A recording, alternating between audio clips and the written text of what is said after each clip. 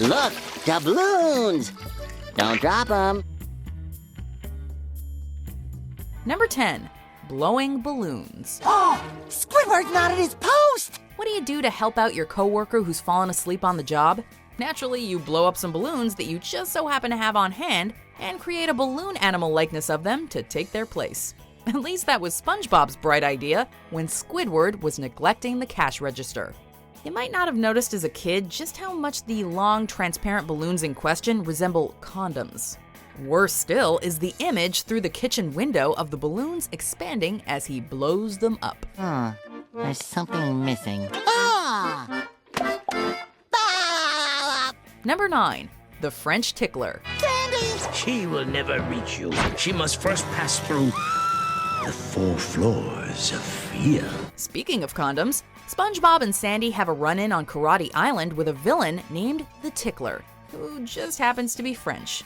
You cannot pass unless you defeat me, the Tickler, and my iron finger style. His name in and of itself sounds pretty inappropriate without even knowing that French Tickler is a type of condom designed to enhance the experience of the person, let's say, getting tickled. That reference probably went over the heads of the kids watching. But not to worry, there was also the image of his giant hand tickling devices to scar them for life. I could use a wet map. Number 8. Sorry about the scabies. Hello, my birthday cake! Oh yeah, that! Okay, they weren't even trying to be subtle with this one. Poor SpongeBob has spread himself too thin, promising to help Mr. Krabs fix his telescope, assist Sandy with a science presentation, and attend Patrick's birthday party and buy the cake. SpongeBob finds himself in a Mrs. Doubtfire kind of situation, running back and forth between the three. He forgets to pick up the cake for Patrick's birthday, and in his last-minute search for one, he can only find one with icing that reads, "Sorry about the scabies." There's no good way to apologize to someone for transmitting an adult disease.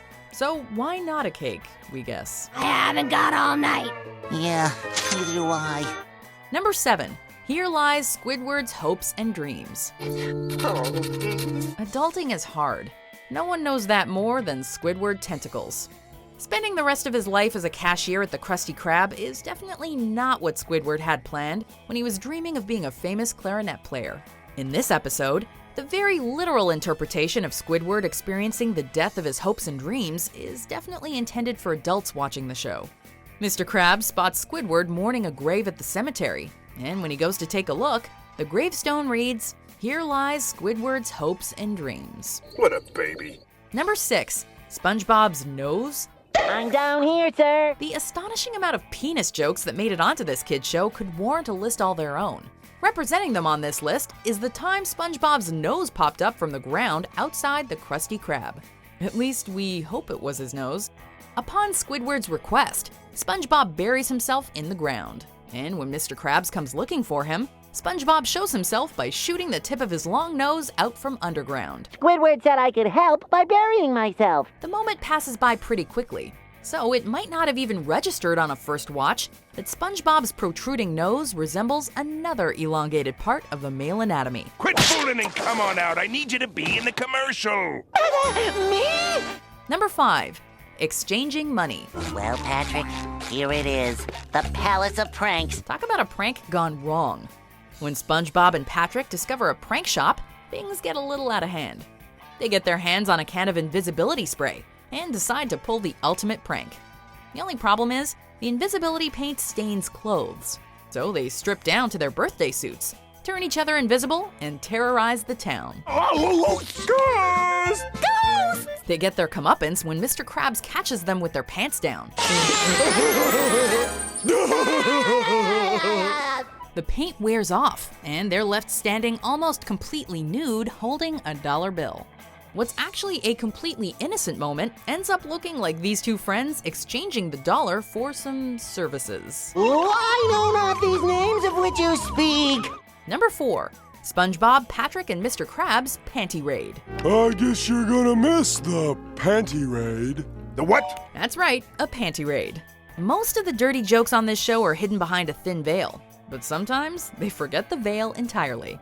Mr. Krabs spends an underwhelming wild night out with SpongeBob and Patrick in an attempt to reclaim his youth. The night goes from harmless fun to actual criminal behavior when they go on a panty raid. Just in case you're not sure what this means, Mr. Krabs is sure to provide a detailed description. And you're talking about raiding their dressers for their underpants, right? Oh, yeah. They actually break into someone's house by climbing through her window with a ladder. Thankfully, Mr. Krabs gets what he deserves when it turns out it's his mother's house, and she gives him an earful. Go to your room, mister. You're grounded for the rest of the night. Yes, Mommy. Number 3, don't drop the doubloons. Now, Gary, we can do this the hard way or the easy way. Or the medium way. Dropping the veil yet again, SpongeBob makes a very obvious prison sex joke in this classic moment. It's bath time, but Gary the Snail doesn't want to get in the tub. So SpongeBob tries to con him by pretending that the bathtub is a treasure chest and the bars of soap are doubloons. Look, doubloons! Don't drop them. We all know what the subtext behind the phrase "don't drop the soap" means. So when SpongeBob advises Gary with a wink and a smile not to drop the doubloons, there is no masking this very adult reference. Now, why don't you just get in the tub? Number 2, sailor talk. Oh, hey, I think I know what that means. That's one of those sentence enhancers. SpongeBob and Patrick have really done it this time. In their innocent idiocy, the two besties learn some new words from some writing on the dumpster behind the Krusty Krab. Much like children, they don't understand the true meaning of their new vocabulary words, and just think saying them makes them sound cool. Hello, customers! Nice day we're having, huh? That iconic dolphin censorship sound isn't fooling anyone, though. We all know why the town is so antagonized by the boys' sailor talk. Let's go somewhere more family-oriented. At least the boys learn their lesson when Mrs. Krabs finds out and punishes them. That is, before she stubs her toe and unleashes her own expansive vocabulary. Tartar sauce. Yeah! My foot! Before we unveil our number 1 pick, here are some honorable mentions. This is the hardest part of every parent's life, I assume. Despite all we've been through, it was worth it. Yeah. Let's have another. That's it! Patrick, your genius is showing. Where? Sorry, Sandy, I have to go get my haircut. SpongeBob doesn't have hair? Or does he? Number 1, SpongeBob watches Sea Anemone. SpongeBob is a pretty excitable guy, but there's only one thing he could have been watching quite this excitedly. While flipping through the channels, SpongeBob stops when he comes across a dancing sea anemone. Something about the way SpongeBob lights up while watching this is the first indicator that the sea anemone might be doing something a little more racy than just dancing.